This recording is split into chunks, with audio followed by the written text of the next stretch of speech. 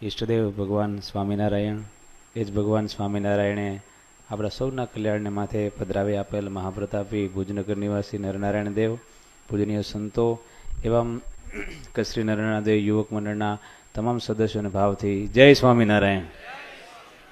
પહેલી વાત તો એ કે મુંબઈ મૂકીને હવે પરમેનન્ટ કચ્છમાં આવી ગયા મેં, અને હવે અહીંયા જ રહેવાનું છે, અને હવે અહીંયા સત્સંગનું જોર લગાવવાનું છે બરાબરનું.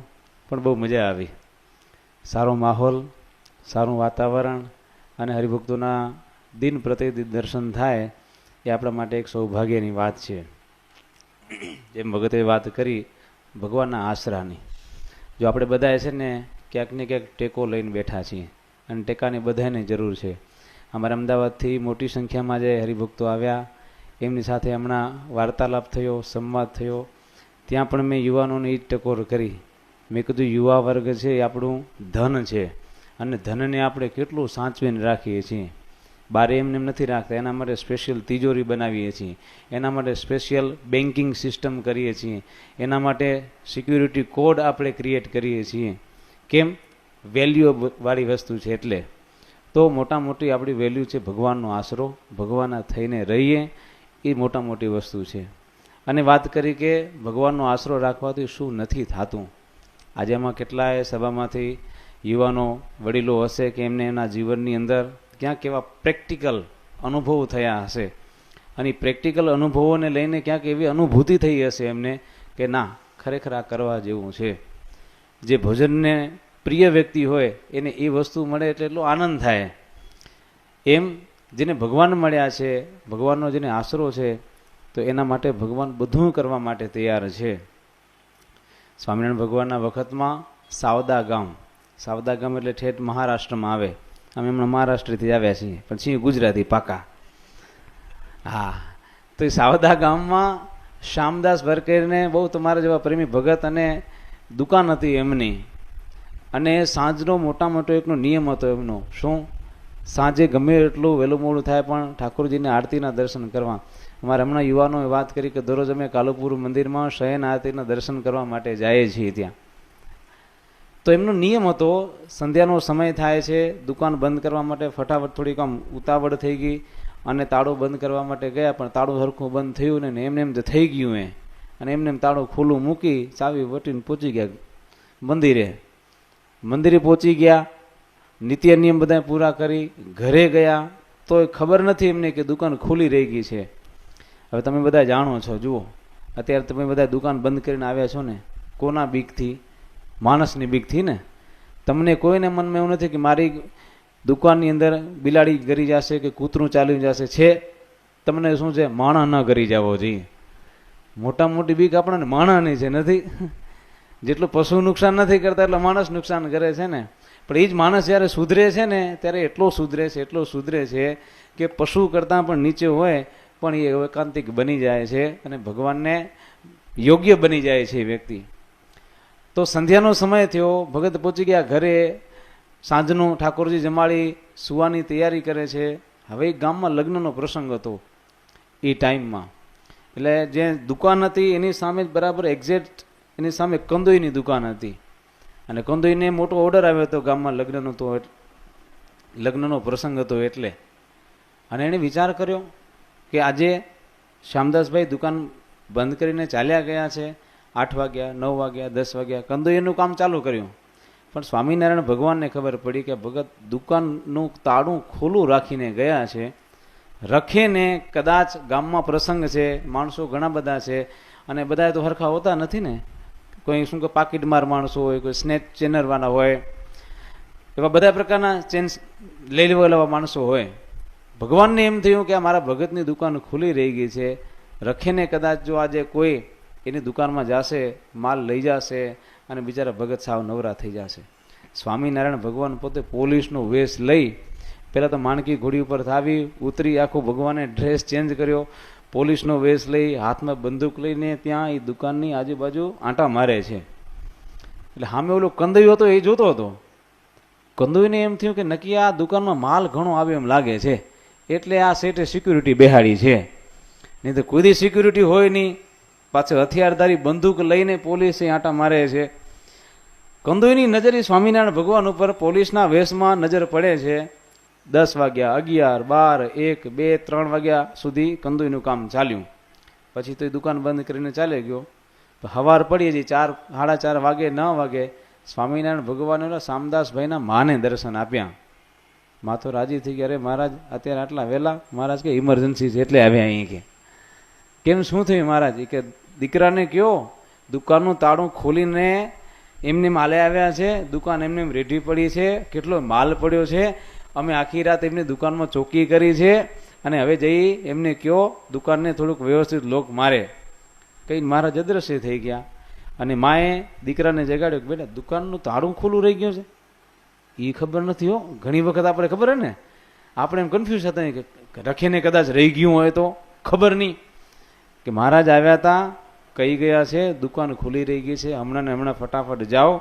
પછી ગાયકો તૈયાર થઈને ગયા ને જોયું તો દુકાન ખોલી હતી. ત્યારે કીધું, હા માએ કીધું એ વાત સાચી છે, પણ મનમાં મને એમ થયું મારા એક હારું કરીને ભગવાનને આખી રાત મારી દુકાનની ચોકી કરવા માટે પોલીસ થવું પડ્યું. મારા માટે ભગવાન આખી રાત જાગ્યા. બોલો, આ રાત કોણ જાગ્યા? આજે આપણે બધા જાણીએ છીએ ને, એવા સ્વાર્થ વર્લ્ડમાં આપણે બધા રહીએ છીએ. કોણ કોના માટે શું કરે છે કયો? કોઈક એવી હૃદયની લાગણી વાળો જીતુભાઈ માણસ હોય ને તો એ કરે, બાકી કરવું બહુ અઘરું છે. મનમાં એમ થયું મારે દર્શન કરવા જવા છે. ગયા પોતે ત્યાં સ્વામિનારાયણ ભગવાનના દર્શન કરવા ગઢપુર જાય છે, અને સ્વામિનારાયણ ભગવાન ત્યાંથી પૂરું નથી થયું. આખી સભામાં આવી બેઠી હતી. મહારાજે કીધું, ઓ અમારા શામદાસભાઈ આવે છે, ઓળખો છો તમે? હવે ક્યાં ગઢડા અને ક્યાં સાવદા, ક્યાં ગુજરાત અને ક્યાં છે મહારાષ્ટ્ર, કેટલો આમ ડિસ્ટન્સ. પણ સ્વામિનારાયણ ભગવાન કે અમારા ભગત છે, લોકલ નથી, કોણ છે, કેવા છે, આવો. મહારાજે ઇન્ટ્રોડક્શન આપ્યું કે આ શામદાસભાઈ છે, અને દરરોજનો એનો નિયમ છે કે અમારા સંધ્યા આરતીના દર્શન કરવા માટે આવું. આમાં પણ ઘણા બધા હરિભક્તો અમે વર્ષોથી જોઈએ છીએ, ઓળખીએ છીએ કે દરરોજ સંધ્યા આરતીમાં દર્શન કરવા માટે આવતા હોય, શયન આરતીના દર્શન કરવા માટે આવતા હોય, અને ચેષ્ટા બોલતા હોય. આદિત્ય હજુ આટલું ટેણિયું હતું તેથી તમને ખબર હે, જ્યારે સભા મંડપ નાનકડો હતો તેથી મેં યાદ કર્યું હતું. આ નિયમ છે આપણા, એનાથી આપણી જે સ્ટ્રેન્થ છે, આપણી તાકાત છે, આપણું બળ છે ને એ વધતું હોય છે. કોઈ પણ વસ્તુ રેગ્યુલર, મહારાજે વચનામૃતમાં ફુવારાનું દર્શન આપ્યું, ટીપું ટીપું પાણી ભરતું રહો તો આખો ઘડો ભરાઈ જાય, સરોવર ભરાઈ જાય. એમ રોજની થોડી થોડી ભક્તિ થાય ને, એક દિવસ આખો સાગર ભરાઈ જશે.